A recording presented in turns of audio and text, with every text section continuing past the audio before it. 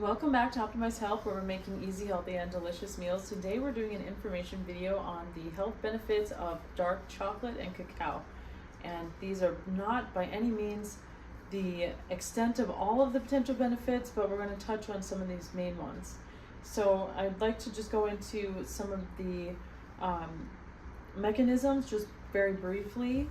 So the dark chocolate and cacao contain polyphenols, flavonols, and catechins, which all provide different health benefits. The flavonols or flavonoids are a compound that stimulate the endothelial lining of blood vessels, and this causes the endothelial cells that line all of our body's blood vessels to produce nitric oxide. And so the benefits of producing nitric oxide are multifold, including for athletes and just able to deliver blood volume and blood flow more readily, things like even sexual health and erectile dysfunction. But some of the main ones that are really hyped up in the media more so are reducing risk of heart disease, as you can imagine. That's also a blood flow issue with reducing the clamping down of those coronary arteries, and also for things like cognitive function and potentially dementias, because it does increase the blood flow and that can help deliver nutrients and oxygen to the brain. So along those lines, some of the other benefits include improvement in mood, as well as decrease in stress that some studies have shown test subjects to report that their subjective stress has decreased after consumption of a serving of chocolate. So just a few other really helpful things to know. The dark chocolate typically is characterized or categorized being 70% cacao or more.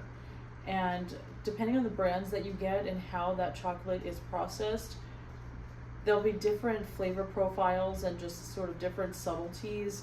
As you get higher up into the 80s and 90s and 100%, chocolate can be more bitter.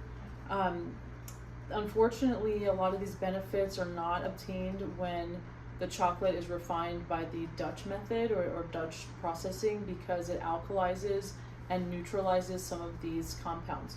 So then you don't get the health benefits.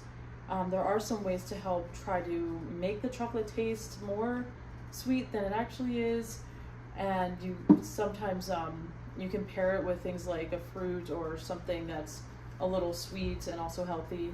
Another trick that I learned about is pairing it with coffee, because the coffee is a bit more bitter, so it helps to bring out that natural sweetness in the dark chocolate. And just before we end, I wanted to mention all of the minerals that chocolate contains. And this is really good, especially for our women and our women who are trying to normalize their menstrual cycles, to have all of these minerals to help support production of hormones and also to replace lost things like iron. So the dark chocolate can contain almost half your daily value of iron. You should talk to your doctor, healthcare provider, or veterinarian to see if any of these recipes, suggestions, or contents of these videos are right for you. Nothing contained in these videos are intended to be taken as medical advice. Use at your own risk. It contains quite a significant amount of magnesium, the higher the cacao level you go, and significant amounts of selenium, manganese, and copper are also found.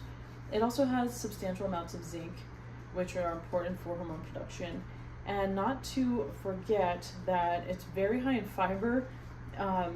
I should be embarrassed to say, but I'll just tell you that I get almost half of my daily fiber from my chocolate, my dark chocolate, and my almond butter consumption.